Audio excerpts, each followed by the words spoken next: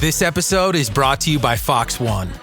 Watch all 104 matches of the FIFA World Cup live in 4K for just $19.99 a month with 3 days free. Build your own multi-view, choose up to 3 streams, and follow player spotlights. Stay on top of every moment with live stats, highlights, and instant replays. The FIFA World Cup, streaming live on Fox One. Offers are subject to change. See fox.com for complete terms and conditions. They say you can tell a lot about a person by the contents of their freezer. So, what does a bottle of Jägermeister say? It says you have standards, you don't cut corners, and you like your Jägermeister shots the way they're meant to be enjoyed, ice cold. As for the frozen taquitos and mystery leftovers, we'll keep that between us. Drink it cold, or don't drink it at all. Jägermeister. Damn, that's cold. Drink responsibly. Jägermeister liqueur, 35% alcohol by volume. Imported by Mast Jägermeister, U.S. White Plains, New York.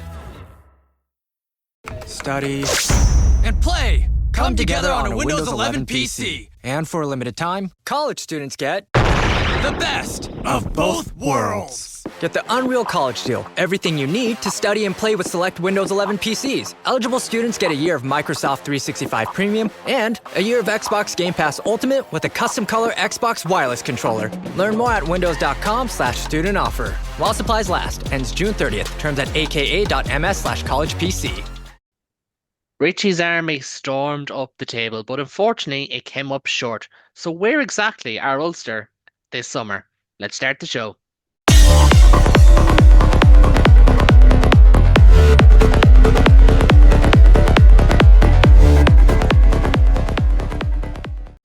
Hello and welcome to today's episode of the Interpro Show, your home for all things Irish rugby. And tonight we look back on yet another provincial season. With me to reflect on a mixed bag for Ulster is our regular guest, Adam Latham, and a new addition to the team, formerly of the Right Hand podcast, in Daniel Humphreys. You're very welcome, gents. Adam, elephant in the room, first of all. It's opening night of the World Cup, so I've dragged you away from that, but I suppose we're probably better off. We don't want to get too emotionally invested considering where we could have been, so at least you've got something like Ulster to talk about tonight. Yeah, we sort of discussed this before the pod of like it being the best worst season that we could have. So, I'm excited to speak about it and almost use it and being joined by Daniel as well to have like almost joint therapy.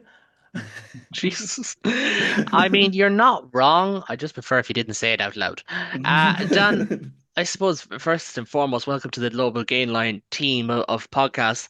But I do have to ask, you were in Bilbao for the Challenge Cup final. Firstly, what is that exhibition? No, not exhibition. What's that trip like? And secondly, do you want to tell people about the flags that you brought with you? Because there was a lot of Ulster flags. Yeah. Well, you mentioned the World Cup. This was my World Cup. This is my World Cup. I don't need the FIFA World Cup. I don't need the glory of Jules Rimet. I just need the chance to have a look at the Challenge Cup. The flags we bought. I've mentioned this on another podcast as well. I put some photos up on Twitter. Me and three other men of three other great Ulster men made the trip in a camper van from Bordeaux. So we flew to Bordeaux from Gatwick, and we got to Bordeaux. And honestly, as an Ulster fan, the trip through Bordeaux Airport would have made you a Leinster fan for the weekend. Honest to God, I hated it, but we got through. The flags that we brought were for Werner Koch. So it was Koch's out in Bilbao, which was that's low hanging fruit, that one. And quite then we got and then we had the Bilbao Bulldozer. But of course, neither of those men took the pitch. And I think it had been said to me by some other people that was probably a sign of things to come. I will say the trip was hilarious. Like, listen, it was great crack. Like, we stayed in some wee French seaside town the night before, and we got down the road, and then people on to me saying, "Oh, you're in Bilbao, like for the weekend, brilliant! Like, you should go see the Guggenheim." I saw only the inside and the outside of Molly Malone's bar, which I can give a very good review of. Very good spot. Thousands of Ulster fans down. It was a laugh. I ended up on BBC Radio, which I still haven't listened back to. I don't intend to. And then we got into the ground. And you know what? Actually, it's an awesome stadium. It's a really cool. It was really cool. Obviously, like a load of lads that like people that I wouldn't have seen loads of. And then obviously it was kind of class. Seeing people again. And we got into the ground, but a friend of mine who was in the camper van sat down in his chair, ball kicked off, and he fell asleep. And and we also get the first try. Like we were up and about. We were like, Christ, this is coming home. This is like we're gonna put 60 on them. And I was sitting there going, like, they are knackered here. They're as knackered as he is. And he fell asleep the whole first half, got up at the end of the first half and whatever. He saw the score and he went, this is shite. And then got up and hit, I'm going for a piss. And we were like 10 minutes in the second half. We went, where is he? And we went, I don't know where he is. Turns out he'd fallen asleep in the toilet. And then he turned up at full time and went, lads, that game was shite.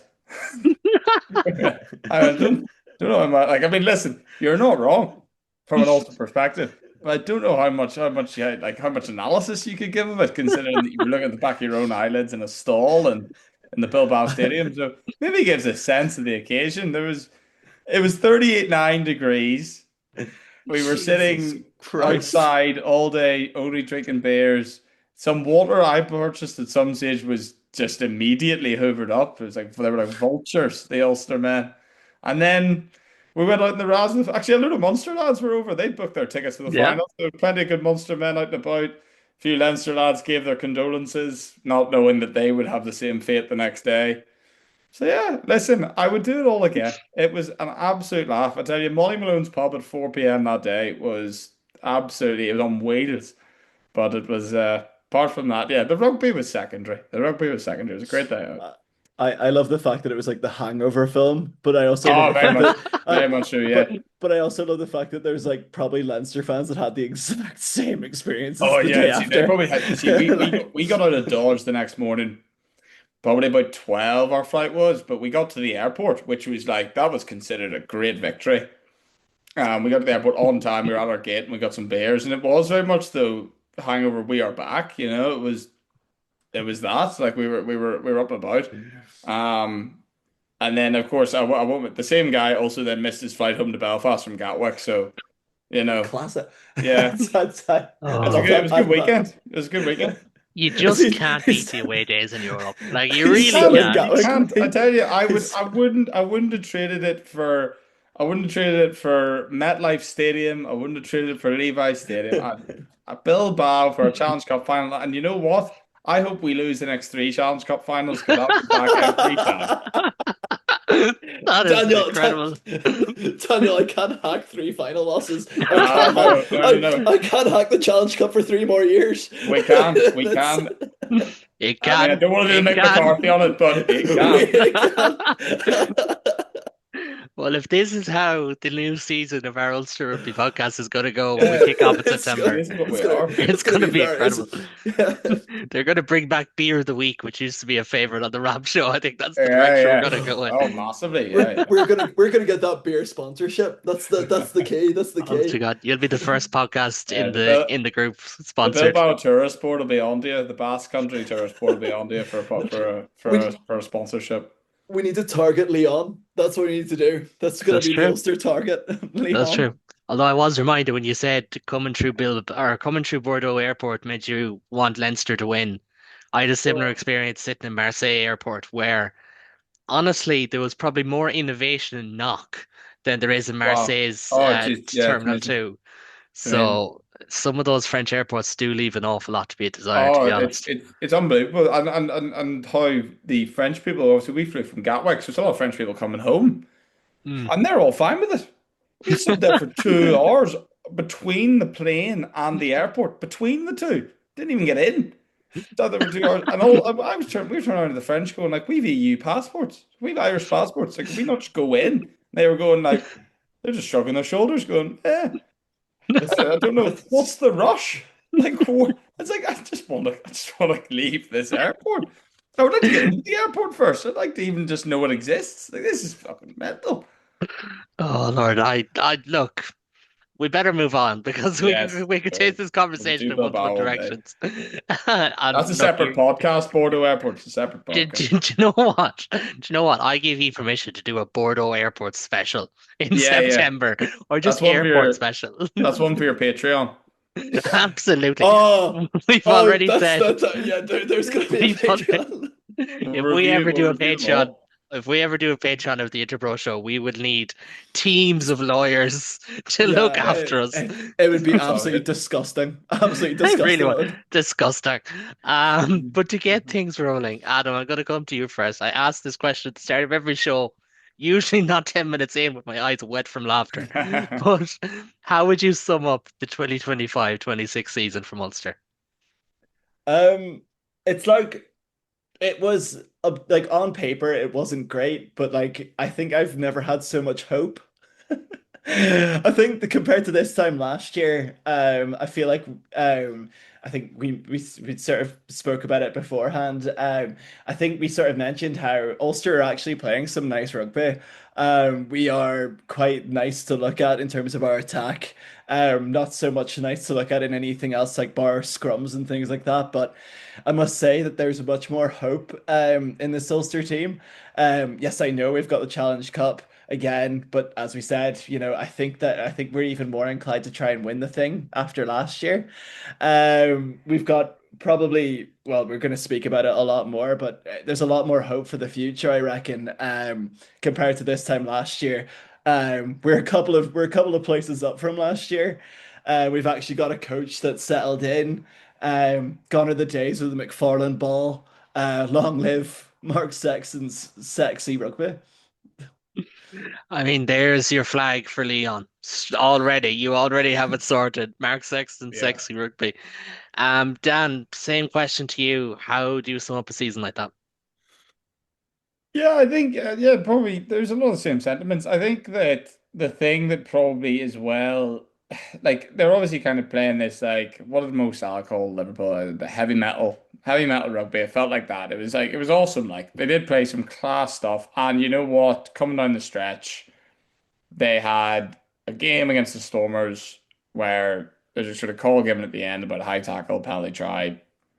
That's how it feels harsh. Or like maybe it isn't harsh, but it feels harsh to fans. And Glasgow, we scored a sensational try. Ethan McAvoy slings one back in, like as he's falling out of play, and Brim Ward bounces two people, and Jack Murphy scores a try. Like it's rock and roll rugby. It was awesome to watch, and like they lose that game at the end. Like, listen, that's the thing. I suppose my take would be is that what you found is that it's a group of pretty young guys in the main who are producing really good quality, but maybe just last 10 minutes, we just don't know how to maybe close out a game. That's totally like fine with me. I think fans are fine with it.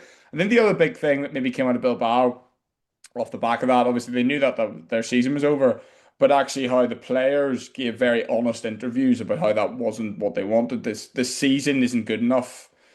So fans, I think Ulster fans actually are pretty receptive to honesty. I think it's the same with a lot of clubs. I think they don't like media trained interviews. I think they don't like people talking about learnings and that we will, review the game, etc.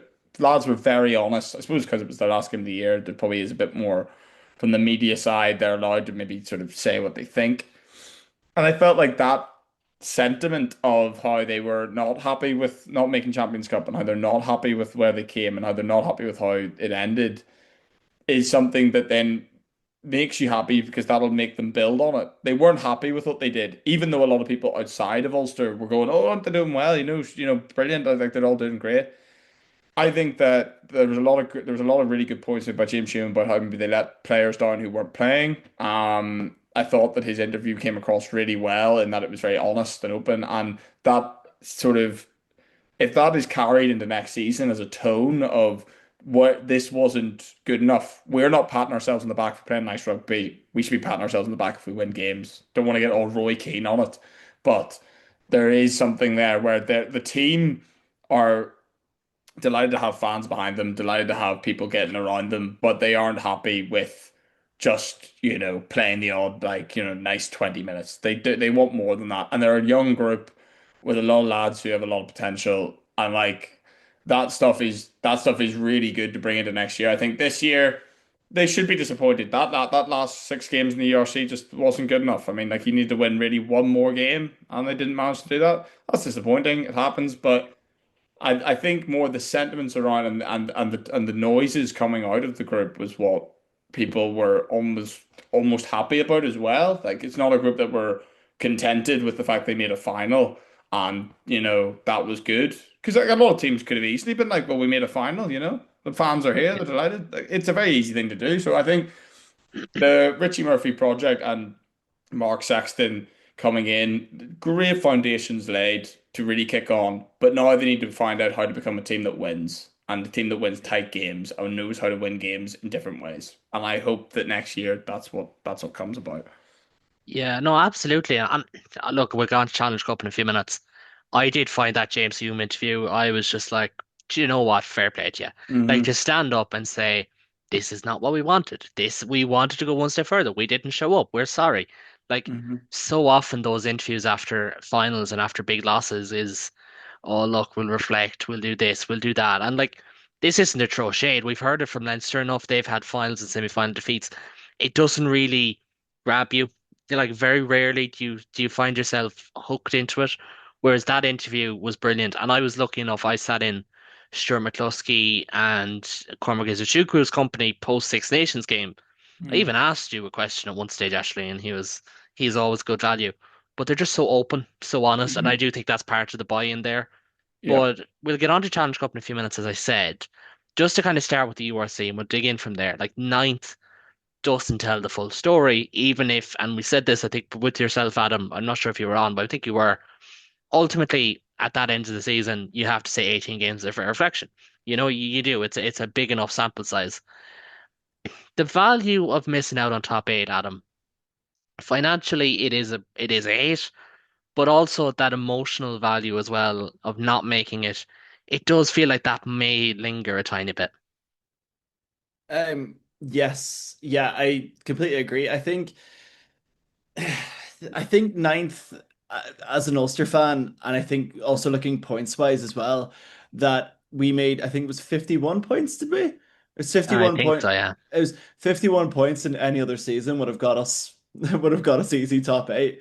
I think it showed how um like close the season was in terms of how, you had the likes of Cardiff that were in the top, what, three up until very recently, and you just saw how far they plummeted, but still stayed in top eight. You saw how Connacht went on like an 8 game winning streak and just, pipped us essentially.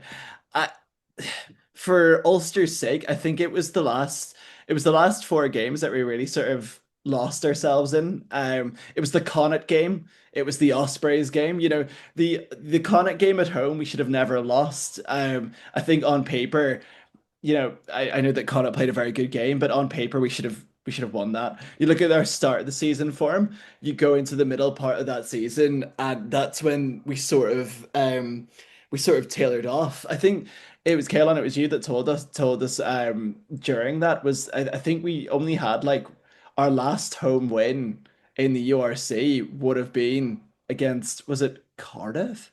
Was it The Munster game, oh yes, all right, no, it there was was a it was there was a mid Six Nations game in there yeah. somewhere, yeah. It would have been against Cardiff, and that was mid Six Nations, as you said. That was in February and March time. Yeah. That is the type of form that we don't want. Like, yes, I know we had the Challenge Cup and we were winning that, but also you have to say for the teams that were selected, we weren't really focusing. We were focusing on fighting a battle on two fronts, and that ultimately led us to, I'm looking at sort of the minutes played and stuff like that. You look at that Jack Murphy minutes played section, and he's played an extraordinary amount of minutes. And when you play an extraordinary amount of minutes, and then you go to what, 38.9 degree heat, did you say, Daniel? Yeah. That's an absolute killer to a Yeah. season.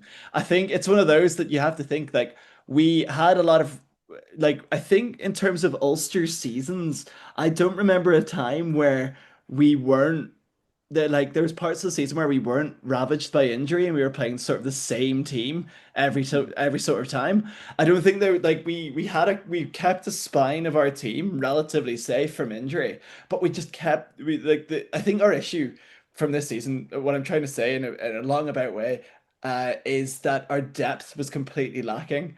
Yeah. When I look at the squad, when I look at our first squad could probably be anyone in the URC, but our first squad can't play every single game, which towards the end of the season we tried it and it didn't quite work. And we drew against the Stormers. I think if we would have won against the Stormers, we'd have been top eight, we'd have been grand, high and dry, I reckon. But that loss against Glasgow, that was another kick in the teeth that we just couldn't have afforded. But yeah, I think the Challenge Cup next season, I think we can look to it as a way of um blooding in newer players as well, getting them sort of accustomed to the way of playing. I think we need to sort of look at also playing like well not playing our first actually spreading out our team and also looking at different ways we can get different caps. I know we want to win a lot of games, but when it comes to the business end of the season, we just looked really fatigued, and maybe it's Yeah. the type style of rugby that we're playing, maybe it's the quick ball, maybe it's the offloads, it's all those different things. The explosiveness of Angus Bell, there's a lot of explosive players and there was a lot of line breaks, and at the end of the day, we just looked really tired. And I felt like the emotion that came through, as Daniel has said as well in that Bilbao final, was that the players know now what the standard they need to hit is. They know that they didn't quite hit the standard this season, but they got pretty fucking close to it, to be honest with you. They got really close to it. But I feel like that's almost like for us as fans, and I think we're talking a lot more positively about next season compared to last season. We've got something to be excited about. We've got something to look forward to because I think that's unleashed a fire in all those players' bellies to actually push on and be like, we are better than this and we need to show it. Yeah, no, absolutely. I just had a quick scan through there. So like Tom Stewart, 1,200 minutes. Over 1,600 minutes between Stewart and Wilson, which is remarkable. Like you're talking 250 between the rest of the tight head props. Um, a lot at second row, a lot at back row, like just between three or four players, and that's I mean, that's the point. Like it catches up with you eventually. yeah. Eventually, you just run out And of legs. Go on, Dan. and I think there's also something there that, as you mentioned, Adam, then you end up with a game in Tobin Park Yeah. where you have to play Yeah. nobody. Hmm. Mhm. I think And probably that the right call as well, to be fair. 100% was the right call. Don't doubt it at all. They had to pick a largely second string side. I'm totally with that. But I think the problem that, and like, listen, I think coaches in the modern game, unless you are Leinster, unless you are Bordeaux, unless you are one of these top teams, you gamble within a season. That happens. Richie gambled, and I don't actually mind that he did it.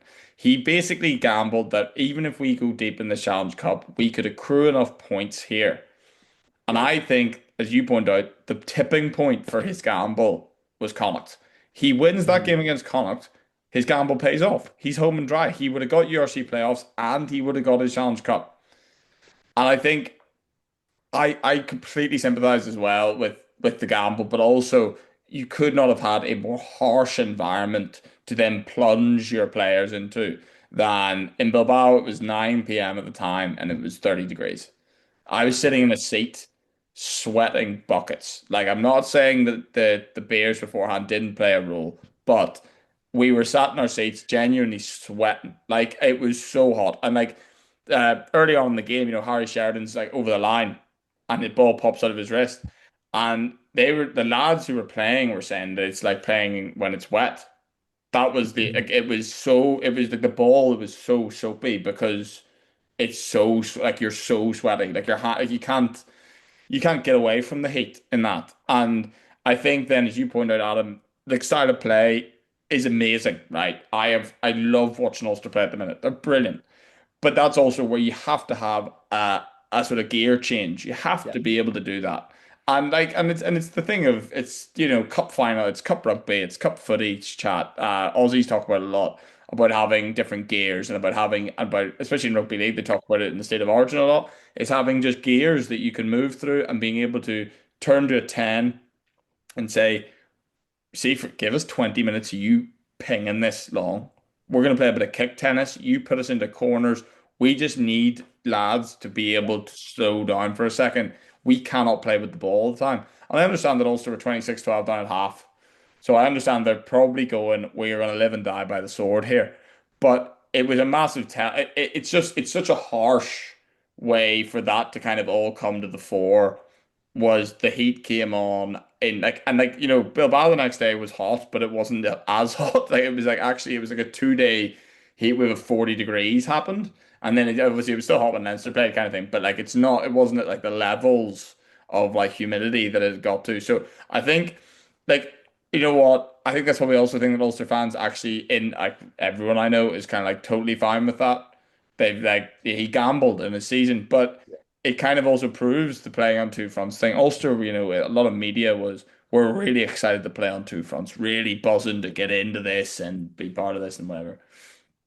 Yeah, no, But it's I, really I hard. get that. It's really hard. And I think that like Yeah. it gives you a bit of a sense of what Leinster have been doing for the last 8 years.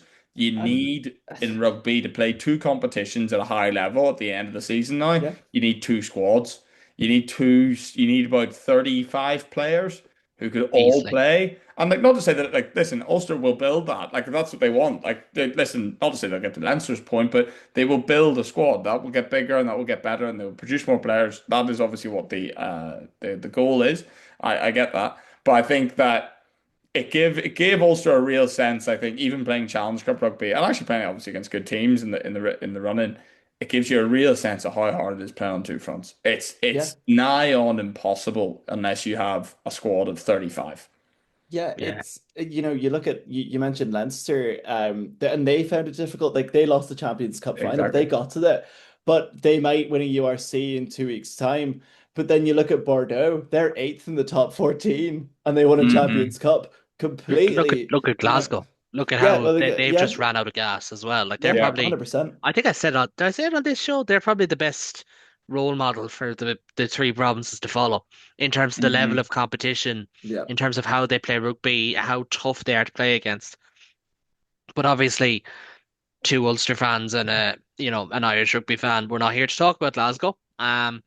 They'll just enjoy their enjoy their defeats, I No, suppose. I think it's a very good point about Glasgow, though. I think in terms of the squad that they have built, it's a great model. yeah. They don't pay a lot of big overseas players.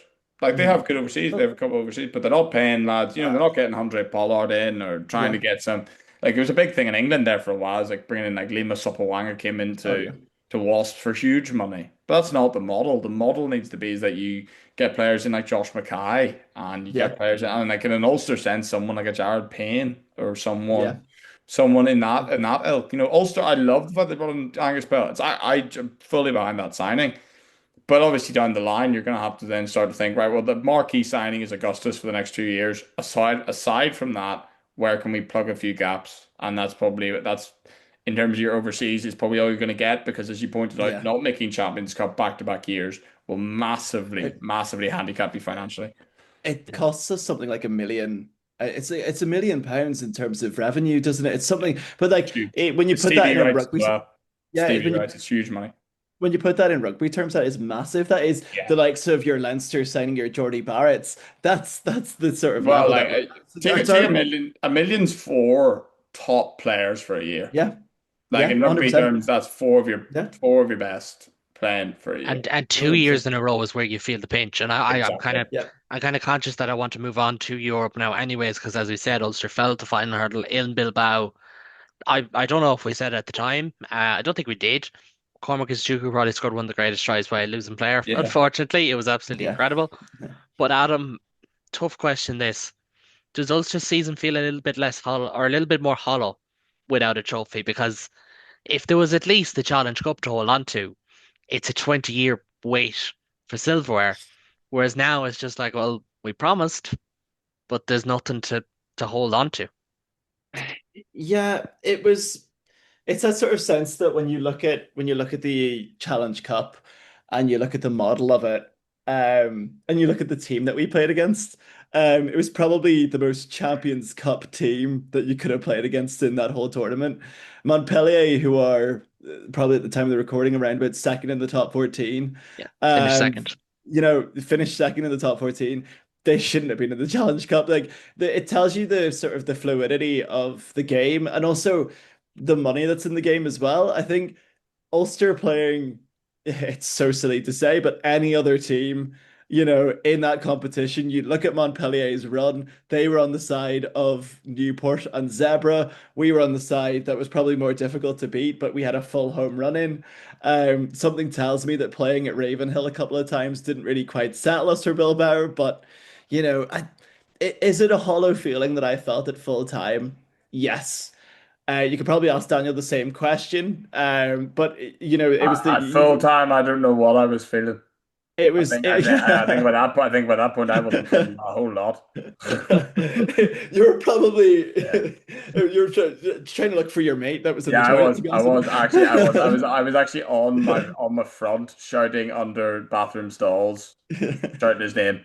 So actually, that's what I was feeling. There's an image I'm not getting out of my head. Shouting Yeah, soft them, hashtag soft them. Oh yeah, fuck. yeah, yeah. But Yeah, yeah. genuinely, yeah. That's Who are what you I trying to felt. summon? Jamie Dornan.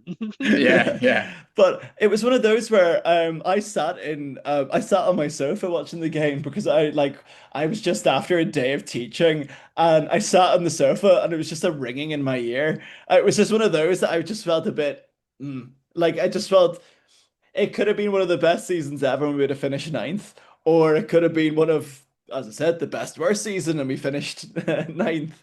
We still got to a final. We still pushed. I think we would have spoken about the final loss, a lot better if we were to make it into the quarterfinals, into the Champions Cup, because then that felt like it wasn't as. I feel like this Challenge Cup had a lot more than a trophy on hand. It also had the Champions Cup qualifications, as we discussed beforehand. That's a lot of money. That's a lot of money. That's a lot of top players, as we said, going into the fold.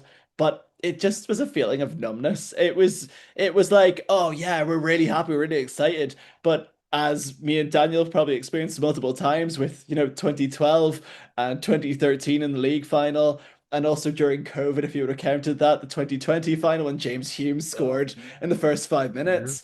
You know, we always score first. We always have that little bit of hope. But then again, we have to remember that sometimes we get stretched. But I do hope that this is a pinpoint. This is going to be a turnaround into what we can be. And, maybe looking at, we say the Glasgow model, but also the Connacht model and how they're working it, because they had a pretty good season as well, considered what they started with, whilst we had a very good start and ended quite badly. Yeah, no, there's absolutely that as well, and I suppose Dan to kind of look at next season, like AS Ulster back at the Challenge Cup, and I understand what Adam said earlier on, where got to a final, so you got to target it, but there's also an argument to be made that Ulster just got to get top eight now next year. Like they've got to get back into the Champions Cup, and that is easier than say winning the Challenge Cup, where you could have not just in Montpellier, but the likes of a Bath who dropped down 2 seasons ago, a team like that who could just take this competition and walk away with it. Yeah, So I think yeah, Toulon are going to Toulon be in are it in it. next Yeah, year. I mean, Toulon could have well have been in the Champions Cup final against Bordeaux. And they're in it next year. I think the reality of the Challenge Cup is that you're likely to end up with one of those teams, whether it's English or French, a team who's kind of there, not really, yeah, as you say, maybe they're not really a Challenge Cup team. In fact, they could be, as in a lot better than that. I think Toulon are obviously much better than that. So I think in terms of next year, yeah, like listen, go and push the Challenge Cup the whole way, no doubt about it. But the idea that like winning the Challenge Cup is a way to get into the Champions Cup, much harder than coming in the top eight in the URC. Much harder.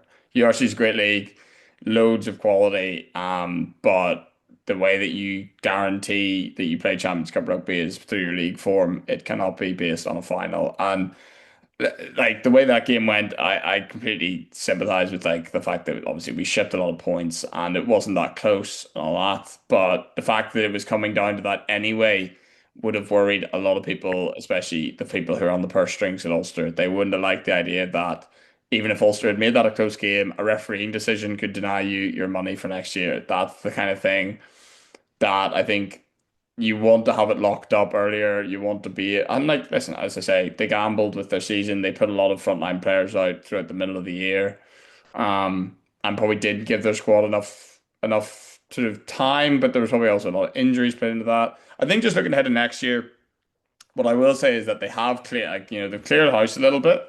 Um, that might also be a bit financial. There could be a bit of financials in that. There's a lot of it last year in terms of guys who got shipped on who felt like they got moved on early. And I mean, listen, we're in the week of James Lowe leaving Leinster. Sports a business, and rugby in particular is a business. There is not much money for sentimentality. If there's not much money at Leinster for James Lowe, there certainly isn't much money at Ulster for a lot of guys. That's just the reality of rugby at the minute. I think the signings that they have made to this point are intelligent. I think they fill gaps. They play multiple. I think Benson, who's coming in from Quins, plays 10, 12, 15. Lovely footballer. I have a lot of time for. I like. Listen, I haven't seen loads of them at 10. I've watched a lot of them at 12 for Quins. Yeah. Yeah. And He's a 15, really nice 15. and a lovely 15. He's a really good ball player, kind of, and maybe feels a bit like the rugby league mold or something. There's a lot of that to him. Simon, who they're bringing in, big second row. They need more. Probably they do need more bulk. Montpellier probably showed that they probably couldn't really live with every time Montpellier got within 8 meters of Ulster's line. It was a try. It was a God-given conclusion that would happen. So there probably has to be something said for the bulk. I think that's a good signing. I think Divine is a great option to push Doak. I think the reality of Divine is that he will probably be that sub nine. He might not want to be, but he probably will end up being that, I'd imagine. But equally, obviously, Doak will probably get more Ireland caps, so he will probably play quite a lot in those games. I think the signings that they've made are really strong to begin with. I think that they've obviously had to let go of a lot of lads. I think a lot of the lads, when I look at the list, I'm kind of thinking, I think Matthew Dalton, I feel like he was doing some good work for Ulster. Yeah. Listen, again, I'm looking at some of the names thinking some of these guys, maybe that there wasn't space for them. And some of the guys I feel like probably is a bit financial. Probably is a bit of that. So I think looking towards next season, I think they have a really good shape of squad. I think when it comes to rugby in general, your signings are made by this point. There might be one more. I really doubt it. But I think that they've got lads coming in who are good in terms of they are filling the right holes. And maybe there could be a point made for last year where there was good players, but were they plug in the right gaps? Like Werner Koch was amazing for us. I loved Werner Koch, but there could be a lot said that our winger was not what Ulster needed, even though he was brilliant. I loved him. I cannot say that enough. He was class for Ulster, and I was disappointed when he had to go. But if I look at it from the business point of view of how rugby is now, he couldn't make a good enough case to keep a non-Irish qualified winger in a team that has five wingers. You cannot make a good enough case for it. So I think towards next year, they have a more streamlined squad in terms of they are plugging the right gaps. But I think they keeping on with what they're doing. All they have to be able to do is Jack Murphy's 21 years old. So as a 10, I think he's learned to play rugby in the Mark Sexton mold. All you need to do is just try and keep pushing him to learn how to manage full games. Like that's the skill. I was on with Gareth Stevenson on the stand-up pod, and he was like, "You don't learn that as a 10." He's like, "I didn't learn it till I was 28. Didn't learn how to manage a game properly." And he was like, "I look back at matches when I was 25 and think, what were you doing there?" And he was like, "By the time I was 35, I knew how to manage a game." I think that it's just the truth of playing fly half, and I think we have a very young fly half. So we have to be patient with that, but I think he's shown enough that when Ulster are on song, they are class to watch. I just think that they just need to learn throughout the season how to manage games, and that's probably going to be their biggest goal for next year is making sure that when they're not playing well, they're winning matches anyway. Yeah, no, I would agree there, and it's a good summation of what's kind of coming and going, and we'll touch on it a little bit at the end as well. Before we do move on, just a reminder to subscribe to get all the latest content in the Global Gameline channel. Of course, 4 new provincial podcasts coming next season. We are still on the lookout for Connacht presenters as well as Leinster presenters for our breakaway shows. So please do get in touch. But Adam, to bring you back in, we've talked about the players, we've talked briefly about the coaches, but to focus on them, Uh, um, it's oh, I had the word symmetry written down. That was from my notes when we were going to combine this with Connacht. But um, as a season for the Ulster coaches, what would you give it out of 10? Because, expectations were what they were, not super high. So where would you land on that? So I've got a couple of opinions on this, and I've got a couple of opinions based on a few factors. I think Richie himself has had a solid season. I think Mark Sexton's had an excellent season. I'm not mad that Duffy's leaving. Okay. I'm not particularly mad about it. I'm not mad in the sense that I don't think our scrum was in any way good enough to compete against many of the teams that we had played against. That was our pinch point factor. It was a lot to be said that some of our scrums were absolutely minced. I know that we didn't sign Angus Bell on the basis of his scrummaging because everybody sort of knew before then that Angus Bell's scrum, especially in the loose, wasn't his strong point. It was more in the loose. But I think in terms of our scrummaging, it wasn't great. And I think as Daniel mentioned, I do think a lot of that comes to bulk. We've got a very agile scrum. We've got a very, very agile forward pack, a very athletic forward pack. We've got a couple of big hitters there as well. But when you do look at it, when you look at like the likes of Charlie Irvine or Cormac Izuchuku, who are both big lads, but you look at that like Montpellier pack, or you look at any of the South African packs, and you go like, "Fuck, that's a huge like that's a big fella." Yeah. We don't We have that. discussed this before about like fast, Yeah, about like there's Irish fast and yeah, there's other people's fast. There's also the same thing with powers. Like we think some of yeah. our guys are big. Then Well, you go up against behemoths. if you've ever seen Augustus in a stadium, you look at him when you go like, look at the size, not only in like, not exactly height, but in width. He's the size of like he is like his nickname Trucky for a reason. Like, but yeah, I think Duffy's, I think is like as well our line out sort of misfunctioned and misfired in a lot of really key parts of the season. We used to use our line out a lot. Like our line out is the reason why like Rob Herring is something stupid like fifth Ulster try scorer of all time. We used to use that as a big hinge point. But the likes of Clark Dermody, who we have coming in, I'm not mad about that at all. Having somebody a little bit new in that, well, very new in that situation come into Ulster. I know Richie Murphy wanted to keep a coaching ticket there, but I think Duffy leaving gives a little bit more wiggle room for more creativity and more of a focus driven back onto that scrum because that scrum is completely vital. I think our scrum was very good when we were under Dan McFarland, don't get me wrong, but I'd seen videos of Dan McFarland actually packing down with the props and getting involved with it. And that's my last bit of the Dan McFarland compliments chat for tonight. Mm. But going into like if I was to rate it out of 10, I would say that the Ulster coaching ticket would have that like 6.57 out of 10 season.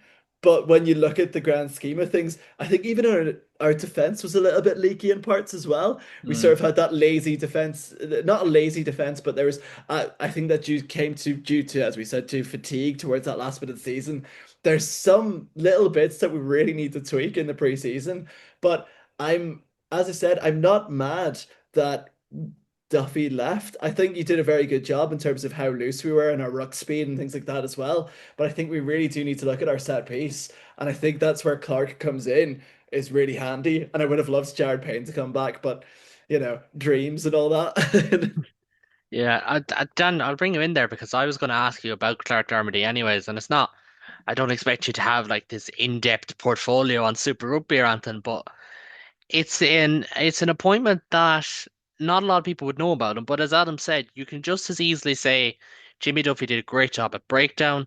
He did a great job at bringing through the likes of Bryn Ward, like he would have done at under 20s level with loose forwards. But also at the same time, Ulster's scrum was a bit of an issue. Now, their lineout wasn't an issue, it should be said. A lot of lineout issues are more got to do with, I would argue, Tom Stewart's throwing. Yeah, So, massively. Yeah. where are you on that one? Are you confident there? Do you think it's kind of a neutral move until we actually see more? Where do Uh, you land? Oh yeah, the point is that yeah, like as I say, I have not watched a whole load of the teams that he's coached in that way. Do you know what I mean? I think we all kind of do that. Like if you are watching Ulster, you kind of watch how teams are playing. I think he comes from an era of sort of all black front rowers that are largely forgotten, but were actually awesome. Kevin, like because there's kind of a thing now. The all black front rowers maybe aren't like these scrummagers and all that. The era of the 2000s that he played in, he only played a couple, was it two or three tests for the All Blacks? Played something like that. He played in the era of like Mia Lamu, Carl Heyman, like just awesome front rowers, Tony Woodcock. And I think what in general I've found in terms of the Kiwi coaches coming over is that they are still very keen on skill, but that I think what Dermody hopefully will bring is largely what Adam's saying is that there are learnable things about a scrum. Um, not that I'm sort of some great voice on this, but I think that like for example, I think Rob Herring could teach a whole lot to a lot of hookers about how to scrummage. I think when he comes on for Ulster, and you don't need to know about scrums to realize that Tom Stewart is 100% our best ball playing hooker. Without a doubt, he's amazing in attack. He's got loads going on that way. But when Rob Herring comes on, set pieces immediately shored up. Now, I think Tom Stewart is a massive part of Ulster going forward, and I think that if I was Dermody, I would be on to him heavy about, first of all, line out throwing. Second of all, scrummaging is not a props game. It's a pack game, and I think you notice it loads about good scrums is that they have hookers who are good scrummagers. Dan Shane is massively underrated for this. He's a fantastic scrummager. Um, Kelleher's also a very good scrummager, and I think that there's a real skill in being a good hooking scrummager. And I think it's something that maybe is lost a bit sometimes in the analysis that happens on TV, is that actually when a hooker changes, it really matters. And I think going forward, the spine of that pack will be Isachukwu, McCann, and Tom Stewart. So going forward, we need to first of all, you need to be on about Tom Stewart's line of throwing. There's an issue there, technically, how he throws a ball into a line out that makes it an inconsistent pattern, the way he throws. You can see it. He's a fantastic player. I can't get that across enough. But the line out throwing thing does annoy me because it's a learnable skill. Equally, scrummage, and like, listen, I'm coming from a position of I don't play professional rugby, so I can totally understand if Tom Stewart heard this, he'd be like, what do you know? I totally get that. But I'm saying that I feel that line out throwing and scrummaging are learnable skills that you can get better at by, and especially the line out throwing. I think what Ulster's pack is it's a fantastic group of sort of Augustus, what a ball carrier. Dave McCann playing in all the areas of the pitch. Dave McCann was awesome. Nick Timoney's doing everything. Like, there's so much of that in the teams. Wilson was doing, he's every, like, but where is as you said, in the last 5 minutes of a game, who are you throwing the ball to at the line out? Do we like the best teams know what they do in the last 5 minutes, and it feels like Ulster's pack could do anything in the last 5 minutes. They don't have and that's defensively too. When you have a real confidence in your pack, I feel like that is where Ulster, in terms of bringing in a new forwards coach, have to go.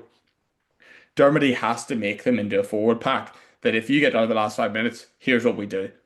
We know what we do. We know what we're about. And like, listen, it's a thing that's always thrown about in sport. It's identity. It's a thing that you are. And like, obviously, Killian, like you're a Munster fan. That's what Munster were when they were at their absolute peak. If you got down the last 5 minutes, who are we throwing the ball to? It'll be Paul O'Connell.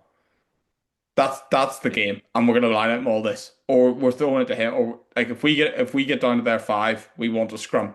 We'd fancy a scrum here. And I get that there are things about bulk and size and players that you bring in. I just think going down the line, that if you're going to change something about this Ulster pack, it's make them predictable. Make that group a predictable group, and make them something that is because when you say predictable as a forward pack, that's what you want. It's an ominous thing. Like people hate. Like I remember very clearly Exeter when they won the Prem. They had his line out in the last on the 5 meter. Henry Slade kicked it to the corner, and who was the ball going to be thrown to? Jeff Parling. It was always going to go to him, And like I think that the fans in the ground knew that. And there was time actually, you're right, Adam, under McFarland that we kind of had that with the lineout. But make it not that your lineout mauls everything, but make your forward pack an ominous threat that you know that in the last 5 minutes, if you need a try and you go to the corner, we're going to score this. And it's something that was under Joe Schmidt, who's obviously another Kiwi with Ireland. And it was something that was with Munster when they were at their absolute best in the late noughties. Be an ominous threat as a forward pack. And Ulster, if they get that, that back line will fly. You will be love it. Like Ulster would be a very hard team to play against then. I think what most teams prey on now, if you look at this season, we had Leinster on the ropes in the Aviva, and we missed three lineouts back to back, back to back to back. What do you do then? That's the problem that I have with it, is that Ulster giving away games in little portions because their forward pack can't dominate a line out, can't dominate, not to dominate scrum, just be it, just be a team that teams don't want to scrummage against. I think that has to be your goal as a forward pack. And I think if you're a new forwards coach, you become into a really good environment here. Just be a team that is an ominous threat as a forward pack. We'll completely agree. And I think that's always an end goal. And to be fair to Ulster at one stage, and not to bring up his name again, but at one stage under Dan McFarland, Ulster were clinical within 10 Yeah. yards, within 5 yards. They were absolutely ruthless. There was a season where they had the most maul tries in the URC. But just to kind of to put a bow on it, to wrap things up and to look ahead to next season, I know there'll be loads of time for season previews in September and August time. Adam, what is the aim for Ulster next year in terms of league position, Challenge Cup, whatever it may be? I sort of like top eight or bust. I think top eight is our goal. We need that Champions Cup back. I feel like with the Challenge Cup, it's too big of a gamble. Like if we had a safe league position, which is that a thing in the URC anymore, unless you go on a mad winning streak and you're like first. Uh, you see how far Cardiff sort of fell off towards that last bit of the season. Then they were second, third. I think URC top eight is a must. I think that's a success for the. I think it's a success for the club. I think Champions Cup within 2 years has to be there as well. Um, for Challenge Cup, it's just how comfortable we are in the URC, and that's when we go for it. We can get quite a nice group, but as we all say, as we all know, there could be a very good team that drops down. Like Montpellier didn't drop down from the Challenge Cup this year, but they were still a very good team. French teams try and aim, and I think Hugh posted on his own YouTube channel of the Global Gain Line as well.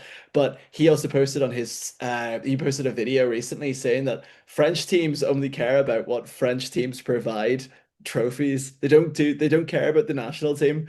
We have to think that us as Ulster fans, we also produce like a lot of Ulster players, like only recently as well. Like I think that does show a great degree of success in our squad. Providing the likes of Balakoon, McCluskey, Tom O'Toole, and having them consistently be in squads. I do feel like with the squad that we have, we should get top eight. We should, in theory, get top eight, but I feel like top eight are must. It's almost like I'm not quite convinced that we will get to a Challenge Cup final again, but we need that top eight to just qualify for the Champions Cup to get that money back in the club. Yeah, no, I'd agree. Dan, closing word to yourself. What is the aim, league and Europe? I personally think that within the group that there should be a view that this year we kind of proved that we had a taste for knockout rugby. We liked it. We won tough games. That extra semi-final is the best we played all year. It was an excellent, excellent performance. I think the view should be to winning a URC knockout game. I think that they should try and push on further. That also obviously comes a lot um with winning with getting a good spot in the league. So like that's what I think you should be aiming top four. You should be aiming for home quarter final. Listen, I'm not saying that I think that the South African teams always come late, don't they? They always ever seem to arrive late to the party, and it's very hard to hold on to your top four spot. As we were saying, Cardiff and Ulster were in that top four for most of the season. And then fell the whole way down. The thing for me is that whether or not it's coming, fifth or sixth or whatever. Obviously, yes, I get top eight is the for me, it's just total bare minimum. Like you can't do another season and saying, "Aren't we playing nice rugby?" I think you could get to do that for 1 year, in my view. New attack coach, you don't get to do that for 2 years. And I think they won't be aiming. I don't think they'll be aiming for eighth. They're not a team who should aim for eighth. They're a team who should aim for fourth and win a quarter final at home. That's my view of how it should go. I completely agree. The Challenge Cup thing is kind of dependent on basically when you get Toulon. Like, if in my view, like, I mean, if you get them in the quarter final, right, well, grand. If you manage to avoid that the whole way and you get knocked out and you're in a final of the Challenge Cup again, I will be there. I will be booking my camper van once again. But my view is that Ulster's goal should be to win a URC quarter final. We haven't done that since that COVID year, and I feel that it is something that that team should have the taste for, because knockout rugby in the URC is something that everyone outside of Leinster and Ireland is obviously struggling with. But that Ulster team are on the up, and they should be 100%. The goal should be to be playing in a URC semi-final this time next year. Yeah, I would agree. Gentlemen, thank you very much. That is all we have time for tonight on our Ulster season recap. We do have one more to do. We'll have Leinster to come. Whether or not that's after a URC final win, we shall wait and see, but we'll be previewing that next week as well. Get used to these two lads teaming up to talk about all things Ulster rugby from next season. Adam and Daniel, thank you very much. Thank you to everyone at home for tuning in, and we will chat to you very, very soon. Good night.